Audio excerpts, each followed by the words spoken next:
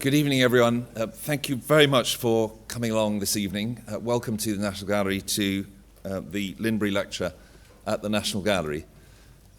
Some of you may remember that there was a Linbury Lecture series here in the early 90s, shortly after the Sainsbury Wing opened. And I was thrilled to be able to talk to John and Anya Sainsbury and propose to them that we revive the Linbury Lecture series, giving it a slight tweak to the title. So it's the Linbury Lecture at the National Gallery. That's the only difference. But what it does do is that it brings very distinguished people from the world of art history, from the world of culture and museums, to come and address a topic related to the gallery's collections, the gallery's history, or indeed to an exhibition that may be on at the moment. And I'm absolutely delighted that today we have Professor Patricia Rubin come and speak to us about Raphael. This is actually the fourth Linbury Lecture at the National Gallery, and I'm very happy that we've had some very distinguished speakers come and deliver it. The lectures are published.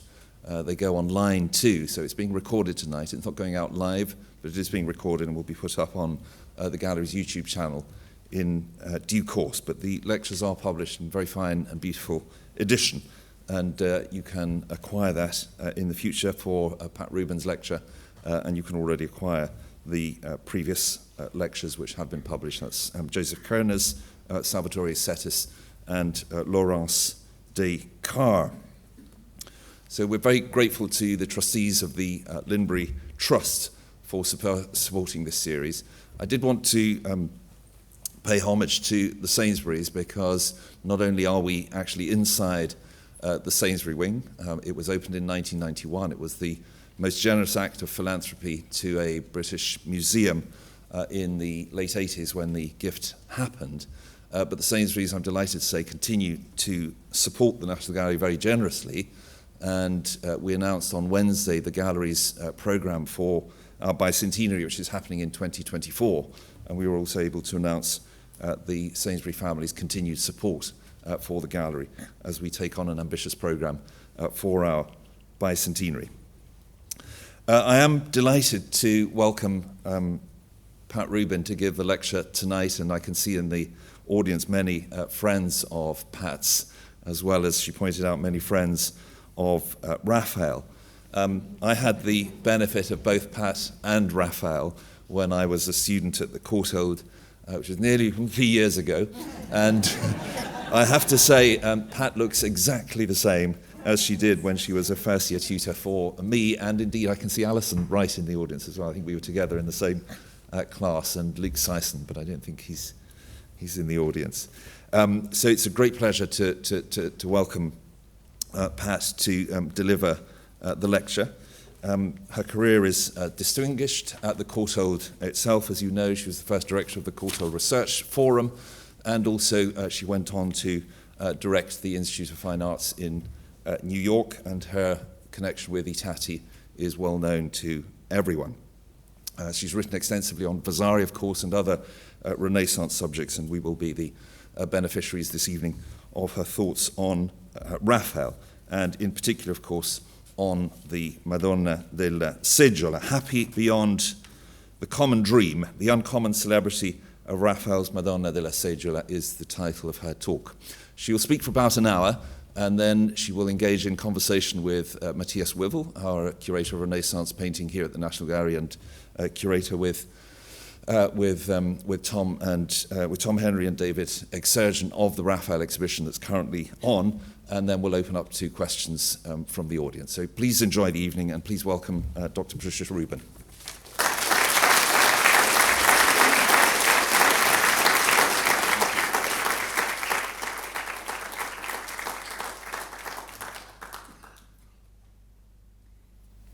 Thank you, Gabriele, for that very generous introduction.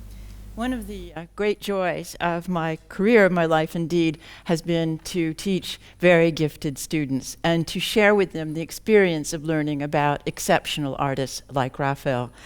I am also grateful, therefore, to the National Gallery, to Gabriele Finaldi, Susan Foister, for the invitation, for the occasion to be able to speak, and to the Linbury Trust for the opportunity.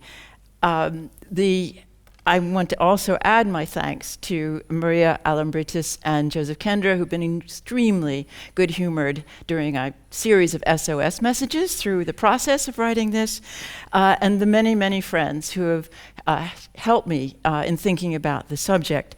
My debts are great, but my talk is lengthy, so without going any further, let us join Henry James in the Palazzo Pitti.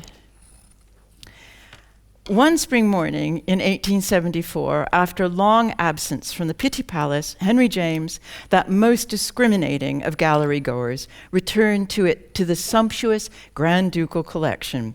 He describes how he transferred himself from chair to chair to chair in the great golden roof saloons, noting that the chairs are all gilded and covered with faded silk.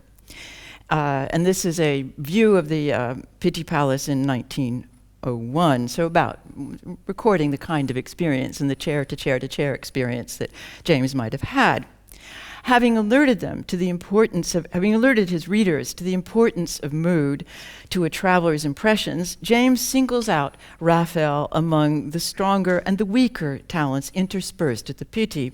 Strong in portraiture, easy, various, beautiful, bountiful genius that he was, and happy beyond the common dream in his beautiful Madonna of the chair. And here she is above a chair as you see her today.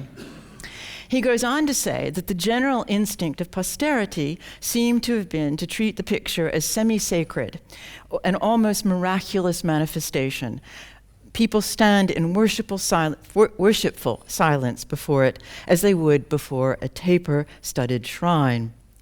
James was far from silent about the picture, which he had previously made a protagonist of a short story, The Madonna of the Future, which was published in 1873. In the story, the work, as he says, the most tenderly fair of Raphael's virgins, is both paragon and pathetic foil. It represents the ideal of an artist who had copied it so often and carefully that he could repeat it with his eyes shut, yet he could never produce his masterpiece, a Madonna which, like Raphael's, would live on through the slow centuries in the gaze of an altered world. Another view of the painting occurs in the Florentine drawing room of an American lady of aesthetic inclination, hostess to foreign residents, and a sort of high priestess of the arts, who always wore on her bosom a huge miniature copy of the Madonna della Seggiola, probably not unlike this one. Mercilessly pitting modern realism against romantic idealism, James relied on the renown of the image both to evoke its affective power and to mock its reduction to a badge of good taste. The prominence given to Raphael's Tondo in James's actual and fictional visits to the Palazzo Pitti corresponds to its long-established position as an iconic work by the artist and of art itself. James's descriptions of its setting in the palace recalls the context of its viewing, of a very particular gallery experience. And this is a quote again, ducal saloons, imperfect as showrooms, with deep-set windows set in massive moldings, broken light, and masterpieces hung thick, seen in a luminous atmosphere of their own. And once again, this is a view of the painting in the Pitti today. James's allowance for mood is a useful reminder that all viewing is subjective, however perceptive the beholder.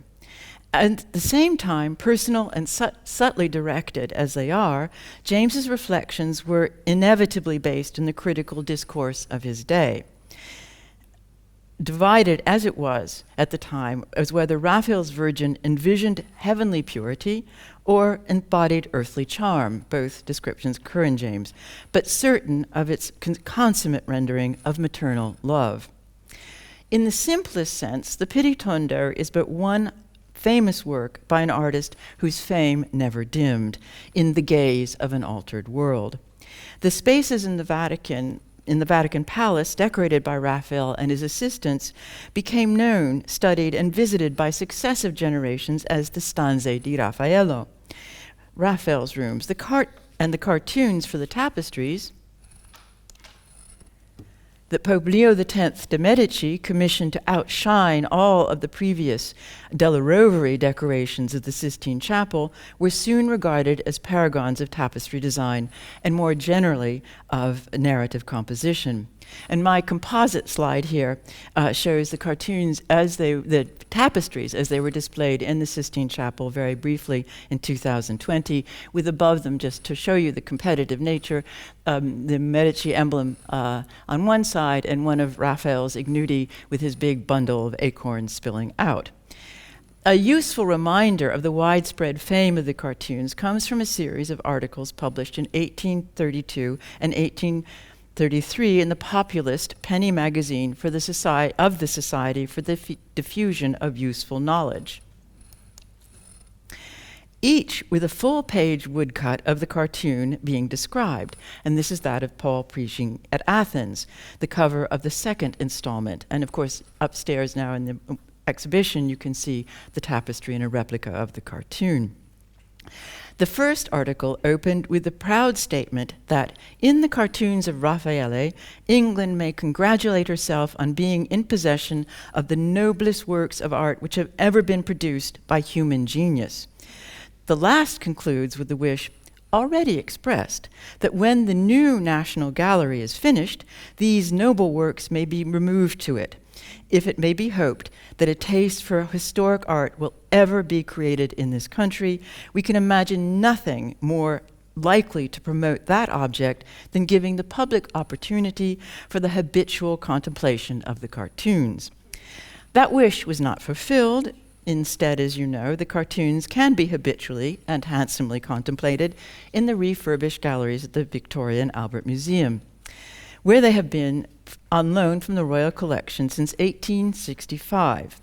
In that year, Queen Victoria resolved the debates over the cartoons' most beneficial location by approving their transfer from Hampton Court to the South Kensington Museum.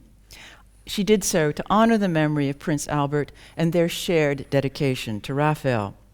That dedication had included a gift to Albert in 1851 of a miniature copy of the Madonna della Seggiola, a suitably loving image for the couple who regularly spent their evenings together systematically arranging the prince's ever-growing collection of prints and photographs after Raphael's works, with the most authoritative German monograph in hand. This painting is by Robert Thorburn, and it's in the Royal Collection. I think that Queen Victoria knew just about as much about Raphael as I do anyway. The Queen subsequently had a chance to see the original among all the glorious Raphaels, that's her phrase, twice when she visited Florence in the spring of 1893. Once conducted through the Pitti by the gallery's director, duly reported and proudly reported in the local paper, and once without, as she said, the official people. As she noted in her journal, on both visits, she was rolled along all the way through the principal rooms in her rolling chair. Handy device to have.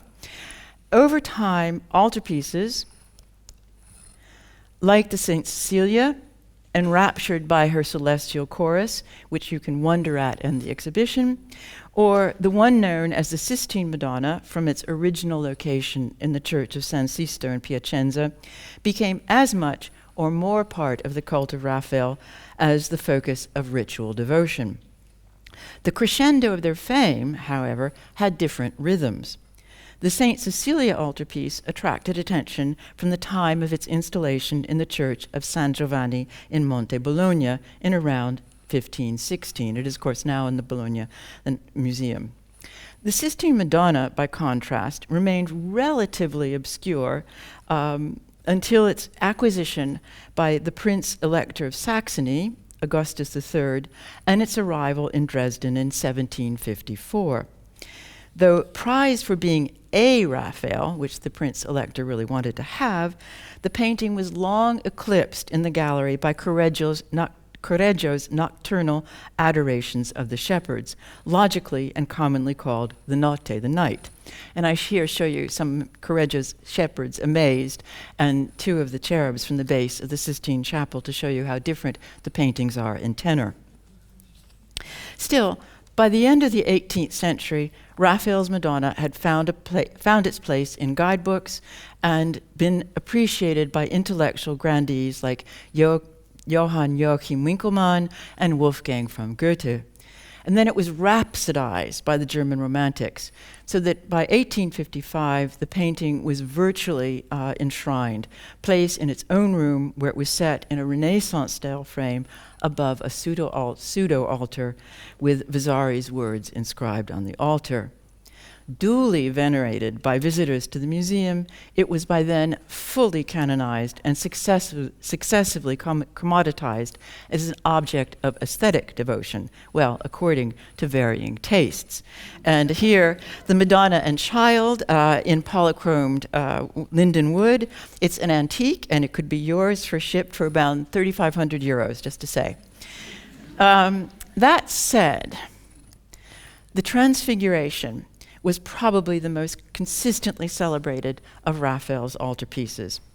In the biography written about 30 years after Raphael's death, Giorgio Vasari made the Transfiguration the culminating and the final work of the artist he remembered as a mortal god. And this is a detail of the Christ transfigured from the top portion of the altarpiece. The painting is in the Vatican Pinacoteca. In fact, Raphael had far more than one work at hand in April 1520, and with no plan to die that spring, so far as we know. Vasari's tribute echoes the many that followed directly on the artist's unexpected death. Vasari's vivid description of the painting, the artist's most glorious and most divine, and of the living picture contrasted with the dead body laid before it, resonated through the ages. In 1797, Napoleon claimed the Transfiguration among the most famous works of art to be transported to Paris from the conquered states of Italy, where it was triumphantly installed in the Musée Napoleon in the Louvre. A painting by Pierre Bergeret, exhibited in the Salon of 1806 and bought by Bonaparte, recalls and elaborates on Vasari's deathbed scene. Pope Leo X himself scatters flowers over the corpse, with Pietro Bembo proffering a laurel crown. Curial dignitaries, literary lights, and fellow artists, including Michelangelo and Sebastiano del Piombo, assemble respectfully, who weren't the best friends of Raphael, respectfully to the side. The Transfiguration has an almost visionary presence in the solemnities, a form of luminous apparition behind the canopied bed. Painting is now at the Château de Malmaison. The Madonna della Seggiola is also given a part in Bergeret's grandiose staging of Raphael's demise. It is placed in the center background above the Pope's head, with two robust, if fragmentary, ancient statues on a shelf next to it. Now, the ensemble may be taken to represent Raphael's workroom, where Vasari set the scene. But the picture's juxtaposition, that is the Seggiola's juxtaposition with the Pope's head, sets it apart from studio impedimenta, or simple equipment. A pictorial halo. It reinforces the sacrality and sentiment of the Pope's action. Though not detailed, this background presence would have been immediately recognizable in Paris. Like the Transfiguration, the Madonna had pride of place among the works raided from Italian collections to form Napoleon's museum. This painting was the very first of the 37 selected from the Pitti collection for transport to Paris soon after the French army entered Florence in October 1799. But it was familiar from before then, from countless prints and painted copies.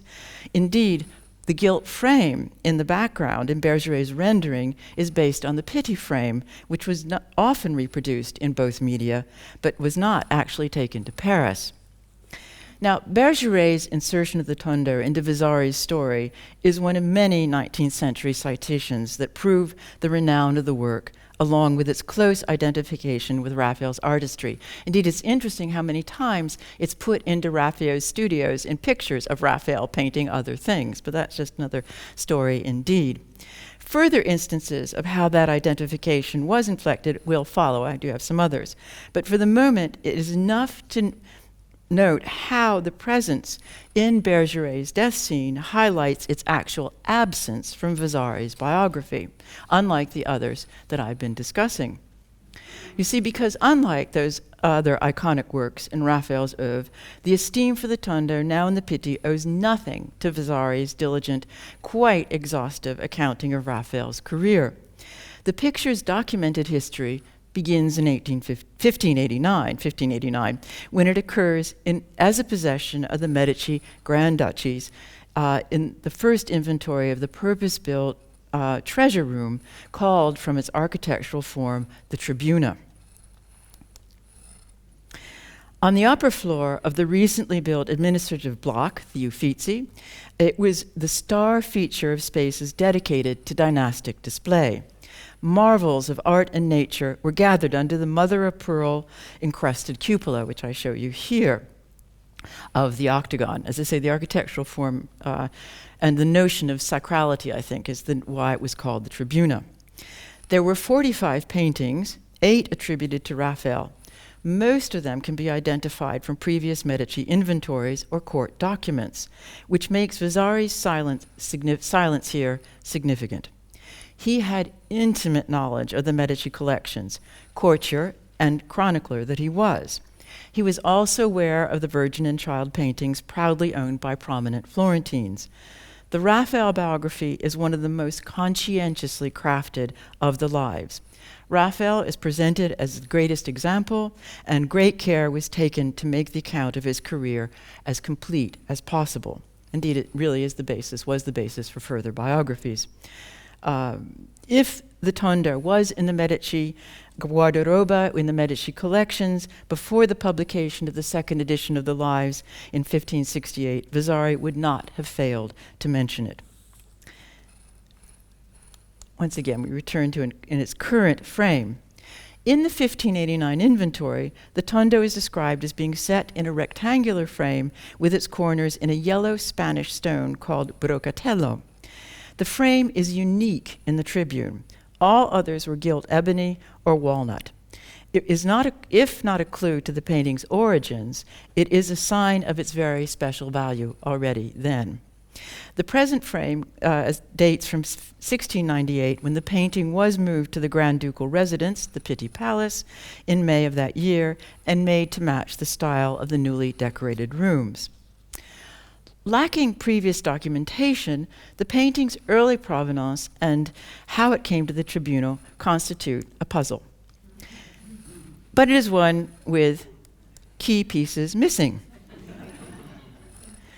Yet, there are clues, some in the painting itself. While almost any of Raphael's works could make a fascinating case study, and many have, tracing the Pitti Tondo's trajectory from its origin in Raphael's studio in early 16th century Rome through subsequent centuries of acclaim focuses the lens of history on the operations of fame and its consequences. What can be inferred, if not positively known, about the painting is that it was an important work from the outset. Why? Because it was painted at all. In 1513 and 1514, the years when it can be dated stylistically, Raphael, with his talented equipe of assistants, was continuing the decoration of the papal chambers, specifically the Pope's audience chamber, known as the Stanza di Leodoro. But that was far from his only occupation, no matter how one debates the chronology, which today's conference seems to have done. But anyway, that was far from his only occupation. Leo was soon to commission the tapestries and did not lack for other ideas to keep Raphael fully occupied. Yet, Raphael was also engaged with projects for the Pope's banker, Agostino Chigi, at Chigi's suburban villa, and Chigi's chapels in Santa Maria della Pace and Santa Maria del Popolo. Raphael completed the Sistine Madonna and produced the altarpiece for the Del Doce Chapel in Naples, the so-called Madonna the Fish, which you can once again see in the wonderful exhibition upstairs. Now, this list is far from exhausting as it might seem to anyone to try and be doing all that at once. But it is long enough to prove that by that time, Raphael had become a master multitasker and project manager at the heart of the papal court. Even with such demands, Raphael chose to devote his time, creative energy, and skill to design and paint the Tondo, doing so with a deliberate combination of delicate description, as in the shimmering gilt strands of the chair fringe, the reflections on the chair knob, the embroidered patterns of the Virgin's shawl, or the stroked highlights at the edge of Christ's garment hovering above his chubby thigh, and also to paint with bravura broad areas like those of the complementary yellow and blue of the child's and the Virgin's robes. This painting is a result of mutual desire, someone to have it and Raphael to paint it. The result is neither hasty nor formulaic. It is unusual among Raphael's devotional paintings of the Virgin and Child and of the Holy Family for its contingency. That is, the dependence on an external presence to motivate and to receive the Virgin's outward glance, to partly explain her protective embrace and the child's turned gaze as he cuddles under his mother's shawl. Now, normally, Raphael's Virgin and Child compositions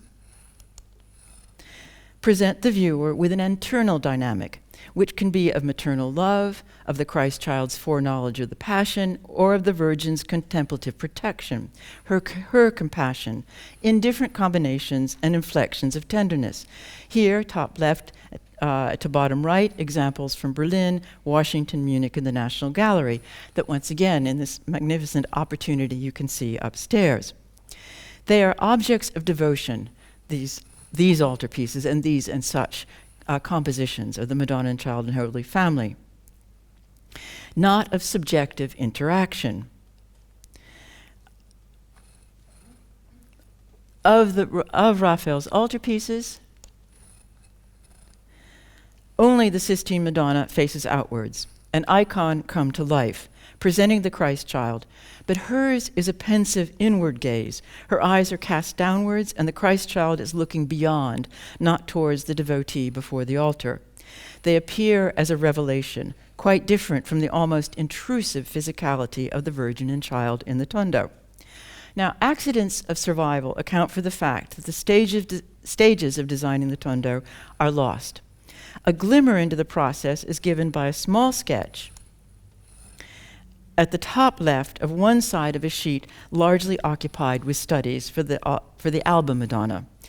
The drawing from Lille shown to you in its front and back, and the painting in Washington, terribly miniaturized. The problems of scale here are also in the exhibition for you to see. Planning for that composition, that is the Alba Madonna, was fairly advanced, but still in progress, as you can see by the way the studies are working on both sides. The two sides of the sheet demonstrate the intensity and range of study that went into arriving at solutions that come to look inevitable in the final work, stages lost in the case of the Pitti Tondo.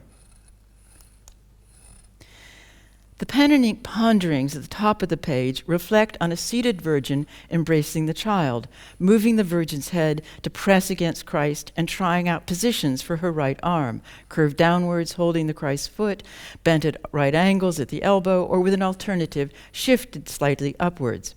A male figure, presumably or possibly Joseph, hovers behind. As he often did, Raphael framed the group, thereby arriving at their proportions to the setting. In this case, tightly in the foreground, so as even in a small picture, they would have an imposing, if intimate, presence. The more schematic drawing to the side extracts one of the alternatives, the embrace. It is as though Raphael did not want to lose track of those alternatives, a creative economy that characterizes his working process, which includes recursions and reversions as starting points for further invention.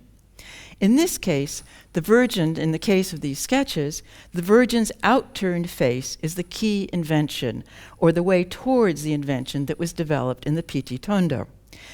That position, and somewhat later, because the Alba Madonna predates the Pitti Tondo. That position and the Virgin's pensive expression can be compared to those in an engraving by Andrea Mantegna, whose prints were one of Raphael's sources of inspiration.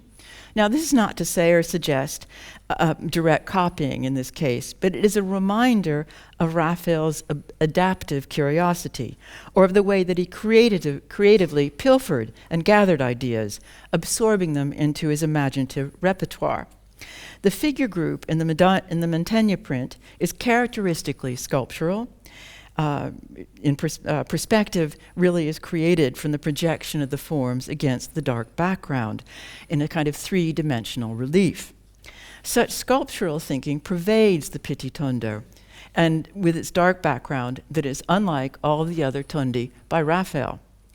The marble Tondo that Michelangelo began carving for Bartolomeo Pitti in Florence around 1503 to 1504, now in the Bargello, has been cited as a source for Raphael. The pressure of the figures against the frame in that relief, the outward turn of the Virgin's head, and the young Baptist's eager emergence resonate with Raphael's conception, and indeed the Baptist particularly. The Charity that Raphael painted around 1507 as part of the predella to an altarpiece of the Entombment registers the impact of Michelangelo's relief on the young artist, who was eagerly absorbing all he could learn in Florence and who was already capable of making sculpture pictorial. The predella roundels also demonstrate that Raphael had early on mastered circular composition. The novelty of the Pitti Tondo is not, or not only, in the perfect accommodation of the Virgin, Child, and St. John to the shape. It is in the omission of the conventional landscape setting. The result in both cases is to make both the predella roundo, which is much smaller, but the Pitti Tondo is not very big either. It's only 71 centimeters in diameter, but it makes both of them appear monumental. Whatever Raphael recalled from the earlier lessons, Michelangelo's recently completed frescoes in the Sistine Chapel presented a more immediate inspiration and proximate challenge. The result was revealed on the last days of October. The vault was revealed in those last days of October in 1512. Raphael's reactions to the revelation were swift and various.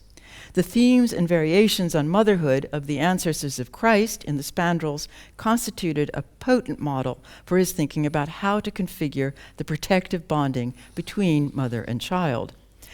And, of course, the imposing forms populating the vault proved how painting could achieve the three-dimensional impact of sculpture. The question of the relative merits of those arts was a fashionable topic in Rome around 1513. It was raised by Raphael's friend Baldassare Castiglione in the book The Courtier, which Castiglione had resumed writing after his arrival in Rome following the election of Leo X in March of that year. In the dialogue, it is allowed that Raphael and Michelangelo were supreme in the respective arts, and that the imitation of nature is the goal of both, but argued that painting is the more naturalistic.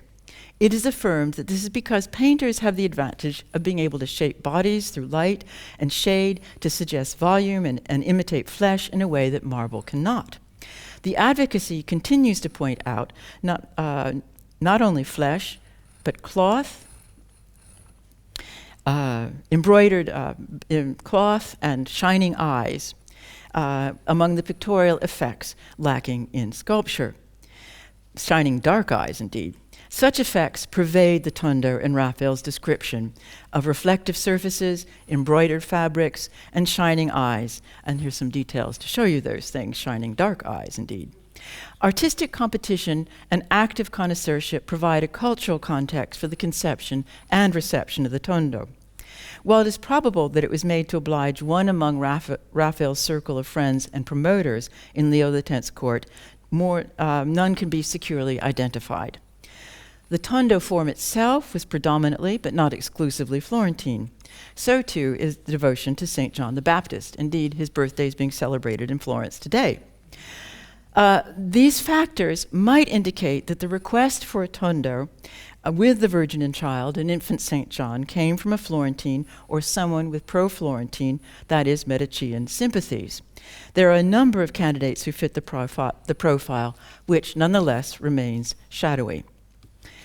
But if the painting's format and imagery are Florentine, many of its features emerge from the context of the court of Leo X, the sophisticated, chattering set collected in its chancery. It was a context where invention in art was stimulated and ambition admired. Both are manifest in the Tondo, which represents a category shift from picturing the Virgin and Child to actually portraying them. The holy figures appear to the beholder with all of the immediacy and sense of confrontation that Raphael had brought and would continue to bring to his portraits. And here just a view of the room upstairs, where you have Bindo Altaviti, Raphael and Giulio Romano, and Baldesteri Castiglione, are most of them staring at you, and you can go and be stared at and stare at them and others in that room.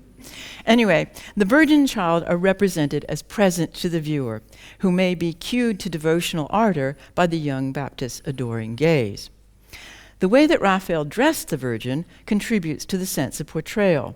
The headdress, or turban, of wrapped cloth occurs in his other depictions of women, including the Virgin, and it also refers to a fashionable accessory of contemporary Roman noblewomen. But the patterned shawl or scarf draped around the Virgin's shoulders is particular to this picture of the Madonna. The representation of costume and of fabrics was one aspect of portraiture that Raphael seems to have enjoyed and which he explored in terms of types and of technique. But casual as it may seem, the Virgin's shawl is carefully studied for what it conveys about the wearer. Unique in Raphael, similar cloths occur in over 20 of Luca Signorelli's paintings. Some Raphael knew, such as the fresco in the Sistine Chapel of the Death and Testament of Moses, with a scantily covered nude in the foreground, in the center, and a bystander from far right of the mural sport them. And the mural, once again, miniaturized, but to show you where these are placed. Sandro Botticelli, apparently, and I like the coincidence, Signorelli happened to be in Rome in June of 1513, but I doubt at that time of year he was wearing any of his scarves. However, Sandro Botticelli apparently also had such fabrics in his fancy dress collection. And he wrapped a geometrically patterned fringe scarf around the shoulders of one of the maidens in the foreground of the Trials of Moses in that chapel. Raphael had reason, and she's the one at the left there. At the left, yes.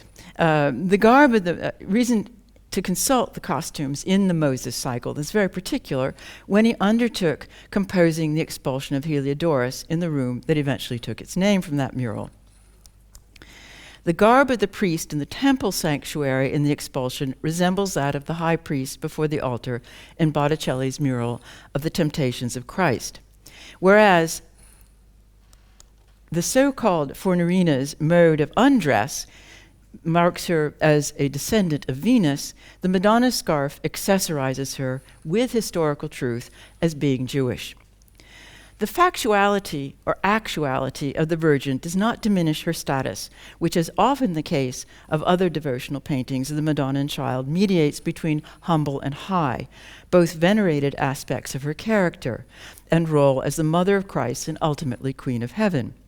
The latter role is represented by the chair, whose conspicuous post acts formally to mark the foreground of the painting, where space is defined not by perspectival projection, but through the interlaced volumes of the figures and the drapery. Typically, however, form and meaning are inseparable in the overall pictorial logic. The chair is a fal di storia. It's a very particular kind of furniture. That is, a type of folding chair reserved for high-ranking ecclesiastics. Its curial connotations are clear given the conspicuous place Raphael gave to the chair posts in his portraits of the popes Julius II, which preceded the Tondo in 1511, and Leo X with Cardinals Giulio de' Medici and Luigi de' Rossi, datable to 1518. So he's an interior decorator as well. Julius with the Della Rovere acorns framing his head, and Leo with a round finial by his shoulder, which could allude to the Medici emblem of the pale or the balls. Now, whether or not the round knob in Raphael's Tondo has an emblematic value, signaling Medicean or Leonine by loyalties, we don't know. And sometimes a cigar is just a cigar, as they say. The painted reflections on the knobs link the three works. They're not. No, I'll come back to that in a second. Link the three works.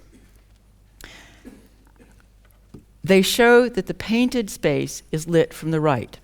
This is unusual in Raphael's paintings in general, and it occurs in only one other painting by the Madonna that I could find, the Virgin and Child with a book of about 10 years earlier, where the child looks towards the light from above in an iconographic play on the word and its source. The panel's now in the Norton Simon Museum in Los Angeles. In the case of the papal portraits, windows are reflected from the depicted metallic surfaces of the chair knobs, creating representational spaces that imply rooms whose corners have been indicated in the settings in the paintings. The light in the Tondo has a similar but not exactly the same function. Unlike the symbolic or iconographic illumination of the Norton Simon composition, it is circumstantial. It suggests the space that may also encompass the notional beholder who has approached and whose eyes are caught by the Virgin's glance. The subtly directed calculation of illumination and temporality in the Tondo registers Raphael's interest in the dynamic of light effects that he was exploring in the frescoes in the stanza di Diodoro. While it is possible that the composition of light in the Tondo related to its intended placement, Raphael would have known that, like any other transportable picture, including those of the popes, a site-specific effect would soon be transient.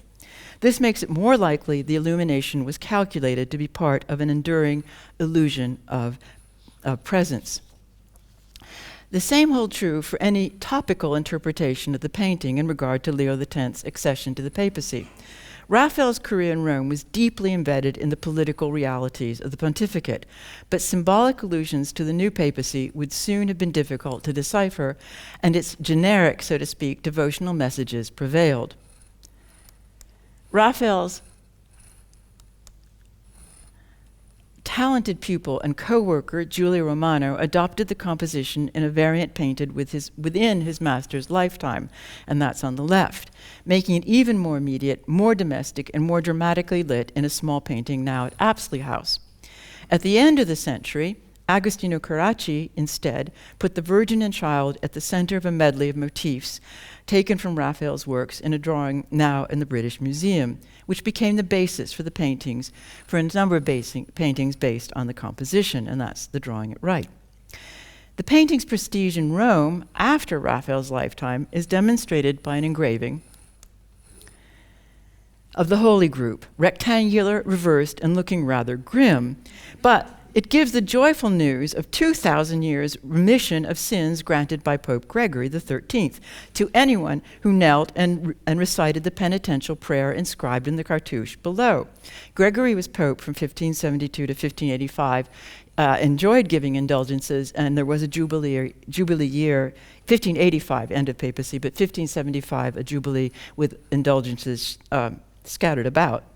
The prayer was not specifically directed at Raphael's picture, which was not a cult object as such, but the engraving proves that it was known and valued as a sacred image, and most likely still in Rome in the third quarter of the 16th century. However it arrived in Florence to take a place among the rarities of the Tribuna, the painting came as a collected work. That is one by Raphael and precious for that reason. It did not, however, lose its emotional or devotional charge. An engraving made in Prague sometime after 1597 by the court engraver to Rudolph II there frames the roundel with verses from Proverbs and with an invocation to the holy figures in the cartouche below. Launched internationally from that time forward, the work was repeatedly reproduced in prints and painted copies, full scale and in miniature, at an steadily increasing pace and in multiplying mediums. Here's one. One example, a lithophane, an etched or molded translucent porcelain where the design can be seen in grisaille when backlit. Lithophanes were produced all over Europe in late 1820s and by mid-century manufactured by the hundreds of thousands. Indeed, the looming hand there is mine own, and I was surprised when I started working on that to remember that I owned a copy of the Madonna della Seggiola, and either you or the person next to you probably does too if they look carefully enough around their house. Some painters, like the Florentine Carlo Falcini, specialized in making copies. The two examples of his work that have been recently on the art market, done around 1850. By the late 18th century, the demand for permission to make a copy was so great that an aspirant might wait years for a chance. In fact, one even died before he got there, but it went to his brother, I think.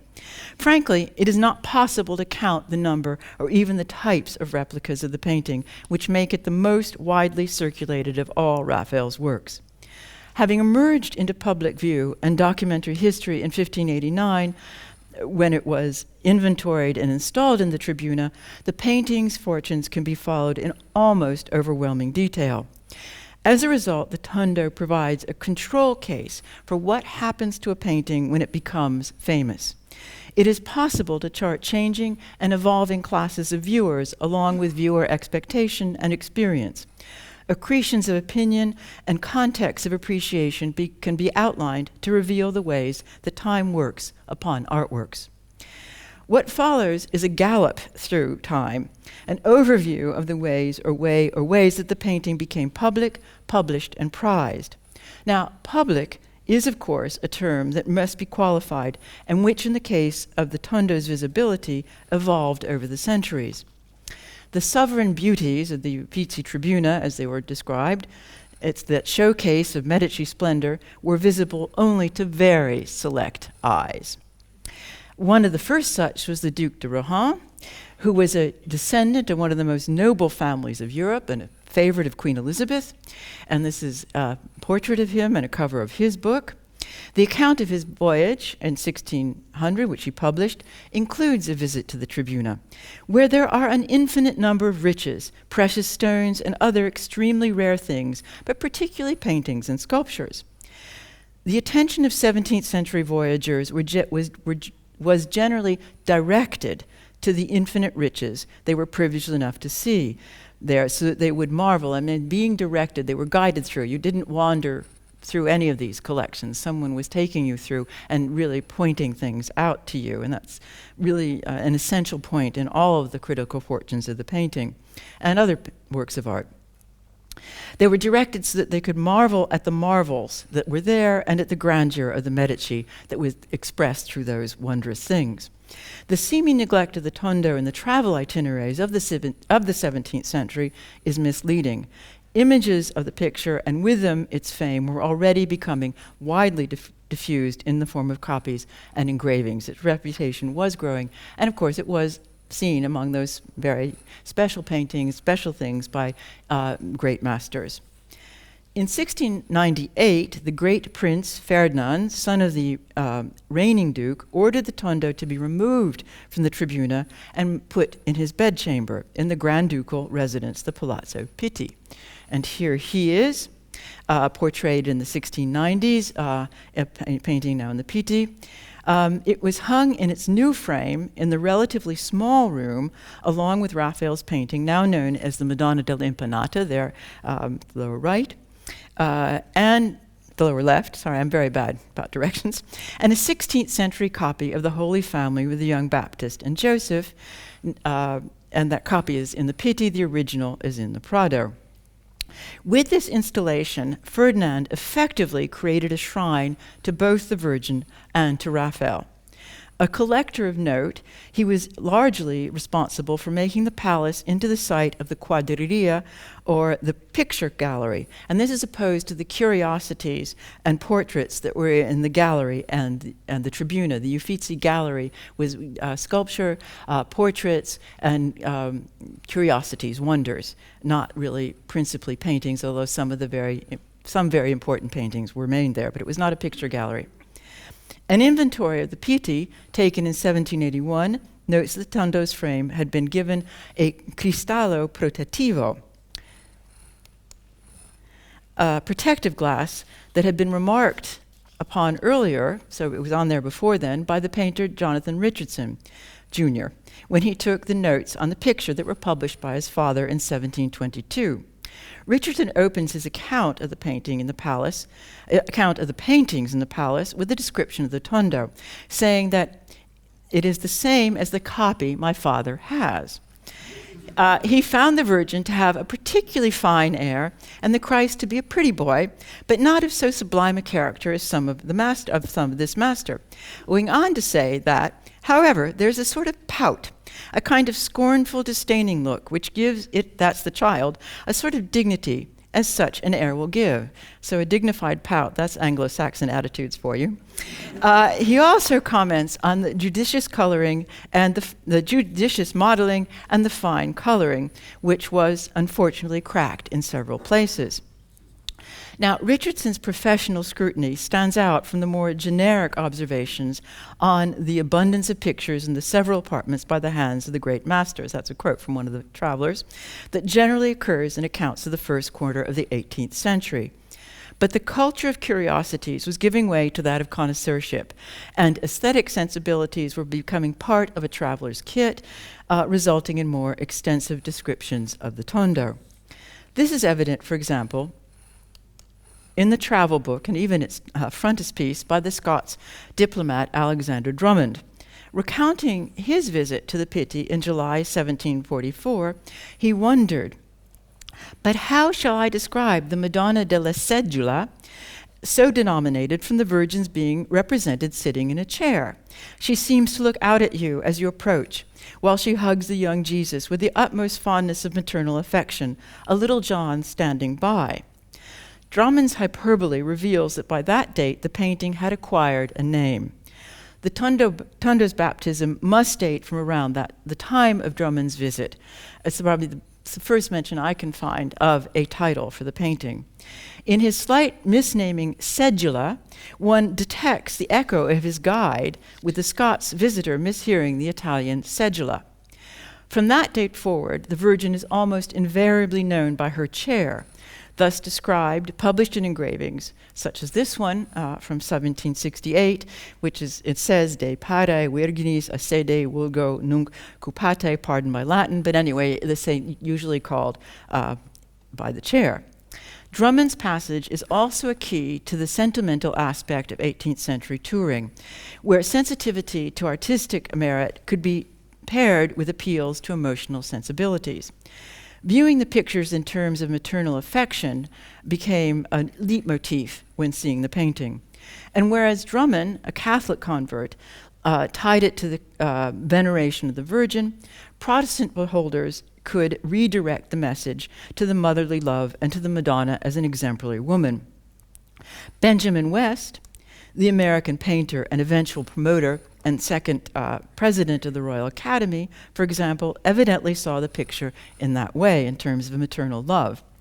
Having studied it in Florence in 1782, intending to make a copy commissioned by the Duke of Grafton, he adapted it instead to portray his wife and first consort, named, guess what? Raphael, in 1766, with several versions following in the 1770s, such as this example, which has now found its way to Utah. Not surprisingly, the erudite and assiduously observant Edward Gibbon, here as portrayed by Thomas Patch when Gibbon was in Florence in 1764. The drawing is in Yale at the British Art Center. Thomas Gibbon reflected on the question of how the Virgin could be represented. To Gibbon, it seemed that in his admirable Madonna della Seggiola, Raphael had achieved a happy mixture of physiognomy that was at once noble, interesting, sweet, and spiritual. At about the same time, the satirist Tobias Smollett, here his portrait in the National Portrait Gallery, took a contrary or even contrarian view. Admitting that among the paintings in the palace, the most remarkable is the Madonna della Seggiola, he added that if allowed to find fault with the performance, he would pronounce it defective in dignity and sentiment. It is the expression of a peasant rather than the mother of God. I think this is the beginning, really, also of stereotyping of Italians. And you think of all those, well, actually, there were operas about contadinas that were being performed at the time, but that's another story. However, the expression of a peasant. The contrasting comparing contemporary accounts by Gibbon and Smollett present the predominant perspectives on the Tondo. The travels and observations of both, of course, fit within the frame of the Grand Tour, which by the middle of the 18th century was rightly considered as the finishing part of a polite education, to quote the introduction to another traveler's account. Johann Zoffany's famous picture of the Tribuna is an emblem of the contacts, conversations, and cultivation of sensibilities that were the hallmarks of this form of tourism. Painted around between 1772 and 1777 for Queen Charlotte and now in the Royal Collection, among its many polite fictions is the inclusion of the Madonna della Seggiola in the Tribuna's wall, and you see it there at the far left. This is a mark of the high respect for the painting and its position within the discourse of taste and sensibility. In fact, shortly before, in 1777, the Tondo, along with the Madonna dell'Impanata, had in reality been moved from the Grand Duke's bedchamber to the room known by its vault as the Sala di Giove, the Jupiter room, in the reorganization of the picture collection, following the arrival of Pietro Leopoldo of Habsburg-Lorraine, who had chosen to live in another wing of the Pitti, I think removing himself from the Medicean bedrooms. The move was the beginning of the consolidation of the collection in the suite of rooms with vaults that had been decorated with murals by allegorical murals by Pietro da Cortona and his student Ciro Ferri in the middle of the 17th century. Painting was moved again in 1782 to the Sala di Marte, and this is the vault from that ceiling, that room, where another traveler saw it in November 1787, recalling that the apartments were, as we expected, rather too dark for their numerous and valuable collection of paintings by famous artists, singling out the Raphael, whose celebrated picture of the Madonna della Seggiola even infidels would worship. It seems that the Tondo's fame was not obscured by the problematic lighting conditions which alternated between gloom and glare, and it still does. The painting was hinged in 1828 to aid visibility and is now fixed, as you can see. Up until, I was told, the 1970s, the custodians would move it for you. Anyway, the painting's regular primacy in travelers' accounts indicates that it was often the first pointed out by the helpful concierge or the tourist's knowledgeable companions or guides hired on the site, and the Florentine economy was already traveler dependent. And in the previously published accounts, which were a regular part of the visitor's luggage and of the baggage of received opinion that directed the viewer's impressions. Those impressions were also conditioned by familiarity through prints and painted copies, and travelers often encountered copyists at work in front of the picture. One such copyist was the painter and collector from Lille, Jean-Baptiste Ricard, who was allowed to make a copy in 1787 in preparation for an engraving in a portfolio illustrating the collections.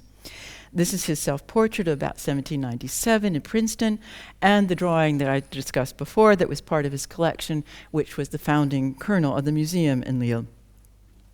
Ricard's intimacy with the holdings was put to service in 1799 when he was charged to make a selection of works to be taken to Paris. The Madonna della Seggiola headed his list, and it's actually the only one for which there's a receipt. Ingres' Napoleon, imperial portrait of Napoleon from 1806, here emblematizes the confiscation of the Tondo, which remained in France until 1816. The painting, Ingres' painting in the Musée de l'Armée in Paris, also exemplifies Ingres' artistic appropriation of the Madonna della Seggiola. He metaphorically wove the painting into the fabric of his portrait, the Virgin becoming the zodiac symbol Virgo. He also wove it into his identity, placing the image above his signature. Ingres had long been enamored of the picture, which he first knew in the early 1790s when he saw a copy by his art teacher and which appeared to him like a star falling from heaven. In the Napoleon portrait, he restored it to the heavens. References to Raphael's painting, differently nuanced, recur in Ingres' works throughout his career. His almost obsessive admiration for the Madonna della Seggiola is but one example, however, of the way that the painting became a protagonist in the realm of artistic imagination and of artists' self-imaging in the 19th century. For instance, A framed print of the picture, along with those after Leonardo da Vinci's Last Supper and Raphael's Alba Madonna, complete the setting of John Everett Millais' portrait of Mrs. John Wyatt and her daughter Sarah, painted around 1850. It's at the Tate. The array of famous works by old masters made decorative may be taken as a deliberate foil to Millais' pre-Raphaelite primatism, but it possibly also represents the kind of domestic spirituality that George Eliot evoked in her description in Daniel Deronda of the Myrick's small front parlor when visited by Deronda. As good as a temple that morning, its walls showed a glorious cloud of witnesses, all through the medium of a little black and white. Witnesses or testimony to domesticity, the prince furnished Mrs. Wyatt's room with well-known examples of maternal love and Christian compassion. As Henry James, at left, his musings prove, the painting was equally compelling to writers as subject and inspiration. Fyodor Dostoevsky, at the right, rented a house opposite the Pitti when he stayed in Florence for a year around 1868 and 1869, completing The Idiot. While there, he is said to have spent a week looking at the Madonna della Seggiola in the nearby museum. Both authors and many others were creatively moved by the painting, and they were able to visit the palace collection according to the rules established when it was opened to the public in 1833. Visitors were admitted free of charge from 9 to 3 on working days and 9 to 12 on half holidays, on the condition that they were not indecently dressed. That was checked at the door. As an ispettore able to speak French was present in the rooms to comment on the masterpieces for the more illustrious public. The painting's return from France in 1816 roughly coincided with two determining factors in the painting's reception: the beginning of modern tourism, so graciously accommodated by developments in the arrangement of the gallery, and the burgeoning field of art history. By the end of the 19th century, in addition to numerous practical guidebooks, there were dozens of learned monographs on the artist, along with historical surveys and books dedicated to the Madonna, all with due tributes to his famous Madonna in the chair. Johann Passavant's 1839 monograph at the top right here was and is a landmark text. It was the one that Prince Albert and Victoria were using. It was reviewed in 1840 and revered by Sir Charles Eastlake, top left here, the first director of the National Gallery, from 1855 to his death in 1865. Franz Kugler's Handbook of Painting of the Italian Schools was another influential text. It's at the bottom right. First published in German in 1837, then in English in 1842, edited by Eastlake, and translated by a lady with two further editions to follow. The lady translator and eventual editor in question was Elizabeth, Lady Eastlake, and she's here at the bottom left, Charles's gifted and indefatigable partner, who had also been eager to be Passavant's translator. She's here shown photographed in her seggiola, wrapped in a geometrically patterned shawl. The web of influence represented by the Eastlakes is itself representative of the way that art historical literature became part of a circulatory system. Books and essays were often translated, reviewed, and reprinted in various languages. They really crossed Europe and crossed the ocean. The intersection of opinion, despite the different intellectual and artistic formation of its authors, is notable. So too is the crossover from learned criticism to critical commonplaces in the guidebooks and popular literature. For the Pitti Tondo, a key theme for variation was the Madonna's character. Deemed beautiful by all, was she a womanly ideal or a pretty peasant? And here a detail of a peasant genre painting from the mid-century. Is she the Fornerina's sister, or loving mother, or a mixture of divinity and humanity that is ideal and sacred? Those questions were raised without fail and have continued to be raised to our day. The painting is haunted by its very familiarity. Well into the 19th century, guidebooks reminded their readers of the prince they had seen. And here's a little graphic survey. Monographs listed and referred to them. The work has been regularly reproduced since the 16th century, a very long and prolific life in serial reproduction. which has kept pace with new technologies and expanding markets. The Tondo's exposure to the currents of taste and its unwavering fame give it particular poignancy as an instance of the resilience of renown against the accretions and variations of opinion. Beyond the common dream, Raphael's celebrated painting, still seen through its protective glass, is also inevitably seen through the filters of myth and memory. Thank you.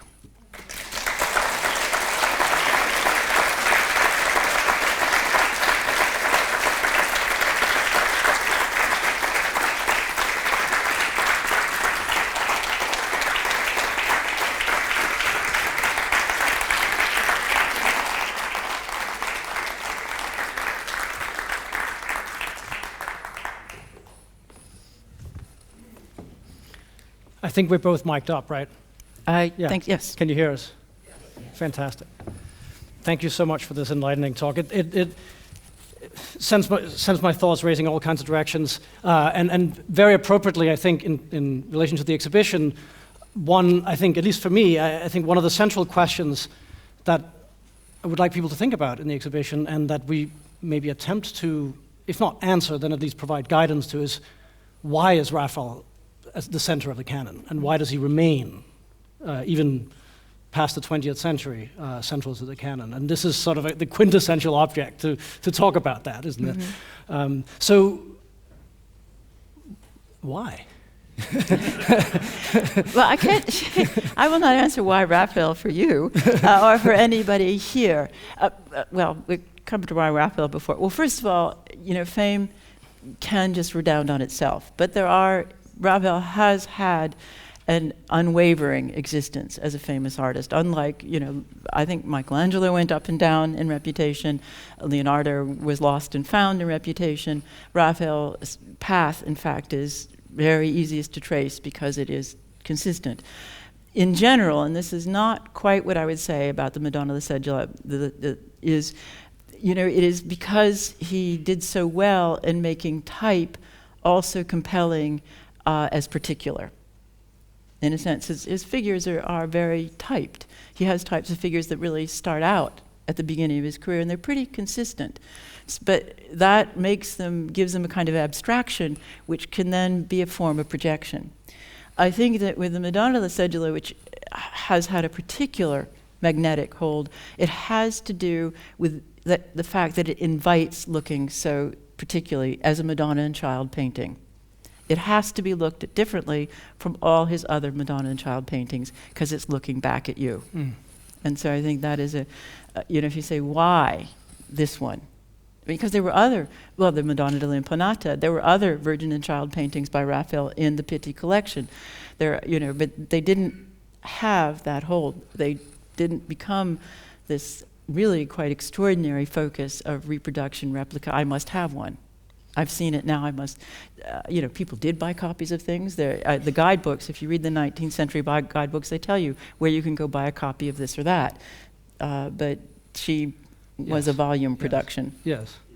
And this looking back at you, I mean, it comes out of his portraiture, doesn't it? As you suggested. She is portrayed, not pictured. Yes.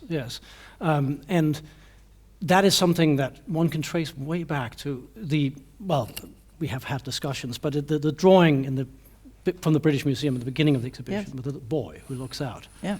There is that kind of connection, whether that's a self-portrait or not. Yeah, it doesn't matter. No, if you look at the drawing of the woman from the Louvre, I mean, at one of my various mosaics that in the 3-day version of this lecture, which would have kept you through the transport strike with any problem, I did have a portrait mosaic which had the drawing from the Louvre of the woman sort of after the, which also stares right out at you. I mean, he had that sense of psychological contact relating to the portrayal of people. Yeah. From the beginning. From the very beginning, which seems something he's just keyed into that. Yeah. And so this particular, so another factor that could be important here is the proximity, the closeness. Mm-hmm. What do you think of that? I mean, also in terms, of course, we have the Tempe Madonna, and there's you pointed to Mantegna, and we talk about Donatello and so on. But that element too, I would imagine is... Well, it's much... it is surprising how small the painting is. And it's surprising then how much it carries across space and how much you always think is, one always, I won't speak to any of you particularly, are surprised how small it actually is in relation to the impression that the figures give you. And there I think that the decision, the conscious attempt to make it sculptural, it doesn't have a landscape background, it doesn't have a perspective, it's got to be coming out at you or in some way coming back at you from being out. I mean, the chair post does that, is a formal device. I think it also has iconographic or emblematic significance. It does a lot, actually. It does a lot about the light, it does a lot about what it means, it does a lot about what the chair actually is, but it also is a way of creating a perspective without building a space. And that is, I think he's thought, and I think it is that balance, since the challenge of sculpture and the challenge of Michelangelo was so huge throughout, but particularly in that moment, how do I do something that can make painting have this effect on you, that it makes it better than sculpture? The effect of space. Of space. Of space. Right. Figural space. And orientation outside the pictorial space, right? Yeah. Which is something he's obsessed with. Yes. Yeah. But this way, he really achieves it by a light effect. Yeah. By light effect, which is, that was one of the things when I started looking, I thought, there's something odd about this. And then I thought, he's lighting it from a different direction. And that means something, and he makes the reflection, so he points at it. And to say, then that suggests something's going on beyond the painting, or beyond the convention of seeing paintings in a certain way. And this is a common theme in the 16th century commentaries on Raphael, isn't it? That he makes it feel real. Yeah. I mean, the emphasis on it feeling real, naturalistic, whatever, however you want to think. But that three-dimensionality must be key to that. Well, and also, and this is portrayal, and this is why the moment 1513 really works, not only for the possibilities that this is a sort of Florentine, pro-Medician painting, but because, you come back to the Heliodorus, to the liberation of Peter, to the Mass at Bolsena, these were all things that he as a painter was tremendously concerned with making the feel of reality, or levels of reality. What is going to come out looking more historic, more historical, more present in the present moment, and all that thinking. I think that the Madonna della Seggiola benefits, or is a product of all that thinking, brought back into a kind of painting that he actually liked. One of the other things, of his surviving drawings, and this is accident of survival, up to this period, about a third actually turn out to be about Madonna and child groupings. Now, a certain amount has to do with that when he was in Florence, it was the kind of painting he was going to make. But he continues to be interested in that relationship. So however this came about, he wanted to try things out on that subject. Yeah. I mean, so we have to come back. It had to be someone wanted it and he wanted to paint it, because he was not painting other things for other people who were quite grand at the time. So he was making a decision to paint it. And that makes it a very special work of art for that moment and for his career in a way. But yes, it feels like his friendship portraits in that sense. I think it's exactly. Well, and just as he used them. I mean, if you, once again, you have the opportunity now, but any time to look at the Raphael portraits or go look at the Julius, look at how, in my mind, how he uses those paintings as a way to experiment with what paint can do in different ways. And particularly things like the friendship portraits, the Castiglione, where he could do something that was less formal. Yeah. And yet come up with something that would be new, that would impress people for being... So another thing that is emphasized in 16th century commentary, notably Vasari, and since we have a Vasari specialist here on stage, I would like to sort of ask about that. I think something that really struck me rereading the Raphael life and alongside that of Michelangelo and others, but especially Michelangelo, is the contrast he provides. I mean, he actually... it was kind of obvious, wasn't it? But he really locks on to this thing about maternal love, and as a theme in Raphael, and describes how he's brought up by his mother, he's breastfed by her, not by a wet nurse like Michelangelo. I mean, that must surely be a conscious contrast. I mean, he's setting up this contrast between the two of them. And that, I mean, so already at that time, I mean, that theme is very clearly part of Raphael's DNA, isn't it? I mean, in people's eyes. Yeah. No, he said, Vasari certainly sets themes of appreciation for Raphael. Terms, you're right. If you look at the sort of question of grace, of harmony, of the adjectives, the Vasari's descriptive vocabulary plays into the descriptive vocabulary. And that's also partly when people start to write in the development of art history, if you're sort of in a very, very broad thing in the early 19th century, where are you looking at? Where's your point of departure? Indeed, a late 18th century, you're departing from Vasari. He becomes a sort of theme on which they'll do variations. I think as you go later in the century, people try different, more, let's see, Crowe and Cavalcaselli are trying to be more analytical, more objective, but they still have to play against Vasari's vocabulary, but also the personality that he has set up for Raphael. Yeah. It's such a powerful personality because it is played into both. It's really plays into what what his art was. So you're right. So if the sort of loving relationship, the friendship relationship, all those things that he emphasizes in Raphael's character and finds that character in his works, continue to be seen and are there in Raphael's works. I mean, Vasari, after all, knew them extremely well, admired them. They were in part the basis of his own art, not only as a biographer, but as a painter.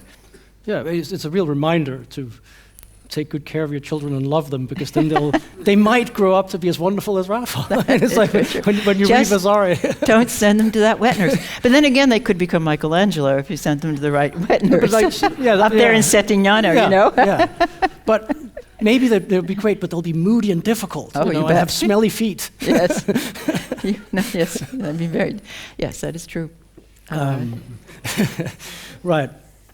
But from there on, it is also because it's a destination picture, and it's, as you say, it's by virtue of its visibility, it becomes exponential. In a way. And but what is interesting, and this is about the museum-going phenomenon. A lot that was very interesting in working on this was to think about how the experience of any work of art is constructed, as James is pointing out from the beginning, by the environment in which that work of art sits, and by the preconceptions you bring with it. And it's the thing of going to see something that you know what you're going to see, sort of confirming your impression by seeing the thing. And the case of the Madonna della Seggiola, because it is so always spoken of in a way, through a very consistent literature from the 17th century onwards, you can see that process, that viewer process, in relation to where it is, what it is, how you talk about it. How it moves from being the curiosity in the Wunderkammer to being an object of connoisseurship, to being, an object where it can be with a maternal ideal. I mean, if you look at it in that way, critical progression in the 19th century, where the questions of femininity and what a mother was and what a woman was, all of a sudden she could come and stand for that. The adjectives get nuanced and changed in relationship to, if it's an ideal, it wants to fit into our ideals. Yeah. In something that is familiar, that you're going to see, to possibly confirm something you're already thinking, because you know it well. I mean, that is the question of iconic works. What happens? What is this? First of all, it's the special magnetism, and what creates that magnetism. And then what is the consequences for the work of art of having that aura? Right. How does it, I feel like I should ask, how do you see it in relation to the, I guess, mostly post-war, well, at least mid-20th century explosion of the iconicity of the Mona Lisa? Well, Mona Lisa is she really starts in the later 19th century. I mean, she does explode, but she'd been pretty, and there's someone here in the audience who could say, I hate to talk about Leonardo so loosely in this way, but his most famous painting, and that was the adjective, was The Last Supper in Milan. Except there was always a problem. His most famous painting, except it doesn't exist anymore, because of course it was all disintegrated. And this is exactly what is said. I'm not making that up. And then at the later part of the 19th century, the French start to look at the paintings in the Louvre, and and this is also has to do with sort of decadent movement, and they start to see the moody, the Mona Lisa's strange smile, strange behavior, and the other paintings there, comes into England through Walter Pater, and then so the Mona Lisa develops a fame in the later part of the 19th century, which then creates a crescendo, because she can, once again, what you can project on her, sort of a sense of something mysterious, something beyond, something we can't quite, not wanting to understand, not quite of this world. So she takes that trajectory. Now, nowadays, of course, if you're a tourist in Florence, there's the Primavera. She too is a latecomer. There are trends and tastes, which can be explained, variously. But once they're there, they begin to be the thing you have to go see. You get off your bus, and you get taken to the Uffizi, and you go look at the Primavera, and you photograph her, and et cetera, and then you get on the bus, you walk to the David, and then you go have bistec alla Fiorentina and buy some leather, and you've done it. Yeah. Why, what that means and how they come into the presence. Each, I think, has a biographical, you can give a biography of the nature of that pull and then the nature of the experience. And we've had the beginnings of one here that I hope will be developed further. Yeah. I think I would like to open for questions from the room. I think there is a microphone here. So if anybody wants to ask a question, comment. They're all ready to go look for their copies of the Madonna della Seggiola, I'm sure.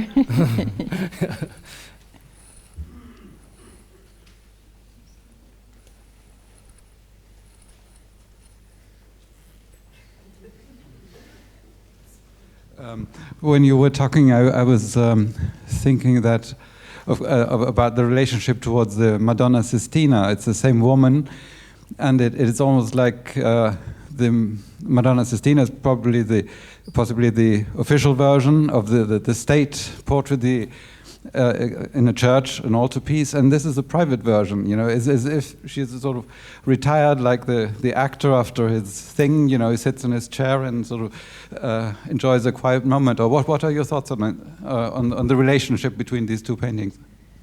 Well, as I said, the Sistine Madonna, became venerated in a sort of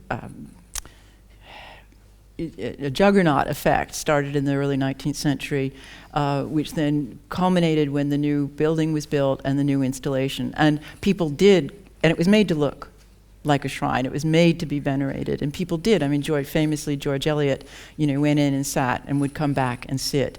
Mrs. Jameson, in the 19th century, it became the place. In fact, once again, expectation. It became the painting that you would go and have that experience with. You were going to see her in those terms. And it certainly has that kind of fame. But it is you're right, it's a different kind of experience. You go visit it with different perspective, with different, you go contemplate your relationship to the painting probably in a somewhat different mood or mode. And one interesting thing about the myths that relate to those two paintings in the early 19th century, when biographies and legends of Raphael were beginning to become very popular and popular subjects in painting, the subject for the Sistine Madonna was Raphael's vision in a dream from the Riepenhausen series of lives. But Raphael came to the Madonna della Sistina because she came to him in a vision in the dream. The Madonna della Seggiola said was because Raphael was walking out in the country and he got to this place where the winemaker's daughter with her cute kids was sitting under an oak tree, and he just had to paint her, and the only thing available was a wine barrel bottom, and he paints her. So the division of mythology there shows you something about the division of the attitudes to the paintings. One was a vision, the other was this, once again, this sort of peasant lady in the country, this lady you saw, someone he saw, painting. And it also is a balance between what is seen to be in a debate. I mean, it does play into a debate in the 19th century between naturalism and idealism. And the Sistine Madonna at that time is posited, in terms of an ideal, and the Madonna della Seggiola is positive in terms of nature. But what I find fascinating when you start to explore all of this is, all the intersections between the legendary idea, the thing that is illustrated in these, indeed, it's Queen Victoria. Albert bought one of the paintings of Raphael painting the Madonna, the thing on the wine barrel thing, So the legendary versions, which actually relate to the aesthetic judgments or aesthetic trends, and to the ideals of femininity or so that are operating, or how religion is supposed to be. Because another big thing in the 19th century is between, are you seeing this as a Catholic image, or in Christian art as a Protestant? And a lot is done to render images that are Catholic. I mean, this is a very big debate in the English press in the 19th century. It's not idolatry. We know all the great art is in Italy, but it's not all idolatry, because it's really just good values, it's just good Christian values. So, that's a long answer to your question, and I'm not sure it even answers the question, but it's some of the things at play in what happens to things that are iconic and why they are iconic in certain ways.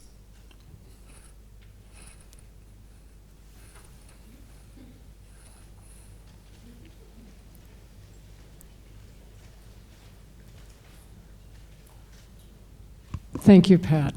I have two questions that are iconographic, basically. One is, I'd love to hear you say more about this turban, which is not a turban, and whether it relates to the striped, vaguely Eastern shawl that she's wearing.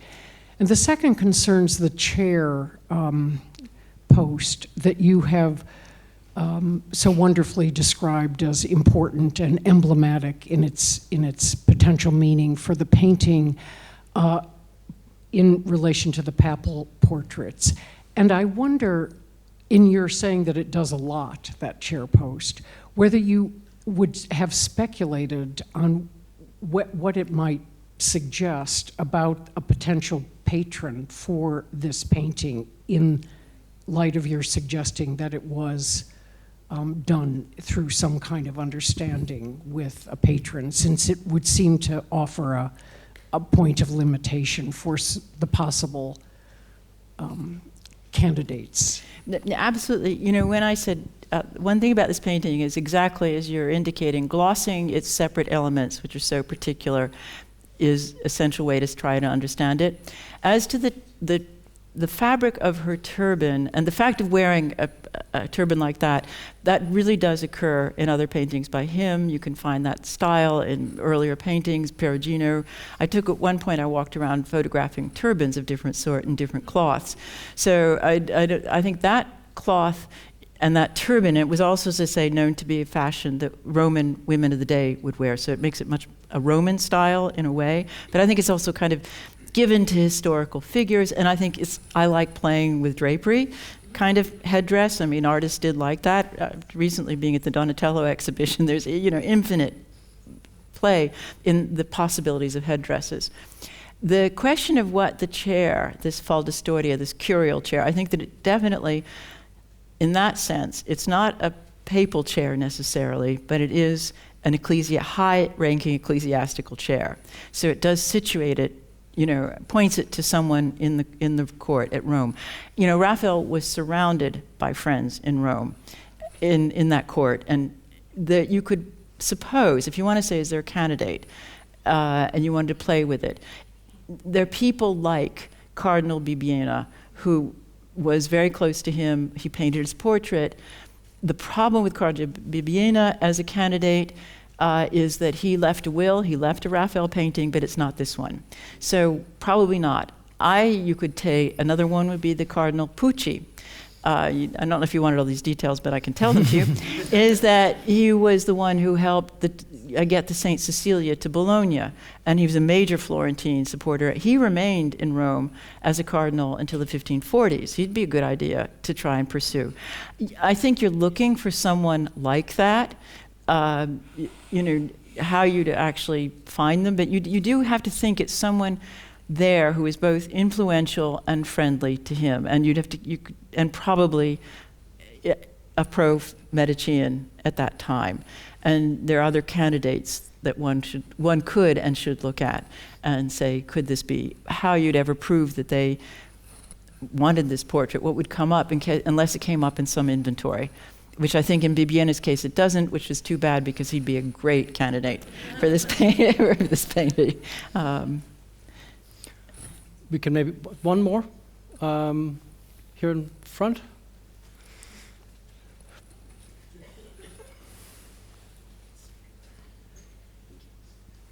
From a curatorial point of view, if you'd been able to secure the loan of this painting for this exhibition, how do you think it would have either changed the story you're trying to tell, or would it have enhanced or detracted from anything? What would it have been like if it had been in there? It's almost as though you'd have to put it with the portraits, because it would look, either you'd put it to the point where you'd see how extraordinary it is in relation to any of the other Madonna and Child paintings. Its problem, of course, is the frame. You know, its frame is so, because it was meant by Ferdinand. It's made the same carpenter and whatever who did all the decorations. And it's inseparable, except if you're Napoleon and you're getting it to Paris. And I don't think anyone here has those pretensions. The curator. And it would be disturbing as well for that reason. I mean, there are major frames in this, but so you might have to put it a bit on its own, or as I say, with portraits to show just how much it is a portrait of the Virgin rather than a depiction of the Virgin, would be my sense of it. I would tend to agree. I mean, it would cause problems. It would be difficult. It would not be hard not to crack. I mean, if we were so lucky as to, I mean, of course it's impossible to obtain this loan, but it's just we didn't even ask about it, of course. But yeah, I would feel the strong urge to reframe. I'm sorry. If you look at the Velata, fantastic Pitti frame, but on its own, if it's not in the Pitti, it could maybe do with a different frame, make it. Well, it'd be a different picture if we could ever see it. But it always had a grand frame. I come back to the interesting thing that it had a very special frame when it was first documented, whether that was before or after it got there, because that's another question. But so it always had quite a conspicuous frame. Yeah, okay. Before you start to minimize it.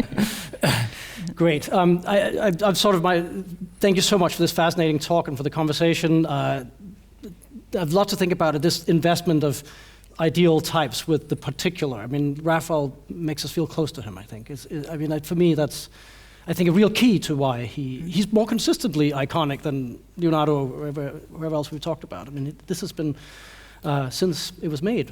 So I think this has been sort of my sense also in the exhibition, that people feel close to it. So this has helped me think about it. I hope it helped you too. So let us join to thank Professor Rubin for sharing. Thank you so much.